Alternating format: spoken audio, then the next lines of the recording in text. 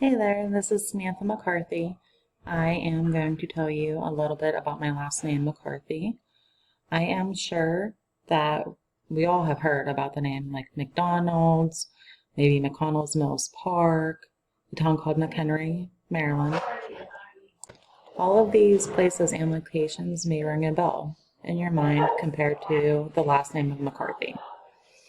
My last name is McCarthy, and the town I currently reside in is called Saltsburg, Pennsylvania. It's about 50 miles outside of Pittsburgh. That's just a little bit about my life. The last name McCarthy was created in Gaelic in the early 1400s, but it was written by Mac Carthy. I think I am pronouncing that right. McCarthy, it comes from the word meaning loving.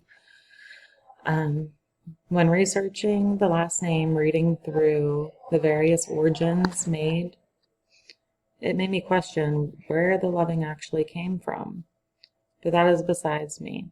What I'm here to tell you is that I have always known that my last name is Irish, from the M little c big C in it, and from what my grandmother telling me so. When you research this topic, there were McCarthy arrivals during the colonial times into Maryland, Pennsylvania, and New York. However, the largest group, they were brought in from Massachusetts. And that is from Shelley Colon in McCarthy surname and meaning, origin. As I have stated previously, I am from a town in Pennsylvania that is about 50 miles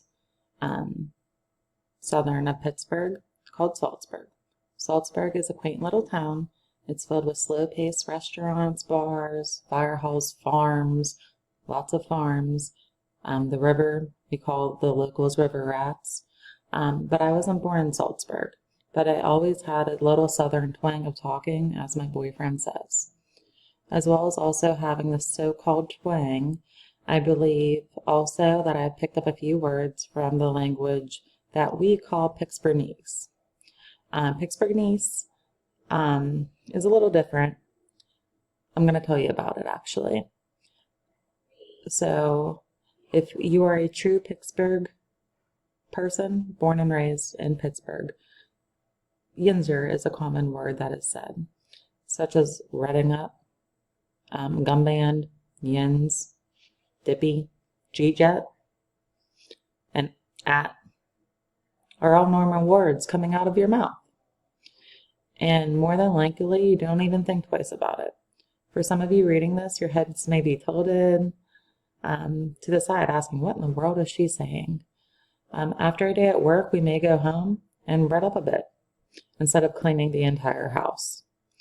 If this isn't a clue enough, we use read up as a code word for cleaning up or tidying up. We use the word gumband instead of saying rubber band. Yins, as saying you all. We ask for dippy eggs and not sunny side up. Those don't exist up here. G-jet is how we are currently asking, did you eat yet?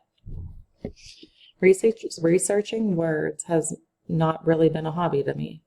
I would rather spend my time outdoors and reading an interesting novel that corresponds with my life at that time than on a computer learning about vocabulary that I may not use further than this. But taking the baby steps from this course and how it has progressed my knowledge, it's kind of taken me back because learning the origins is surprisingly very interesting. Thank you.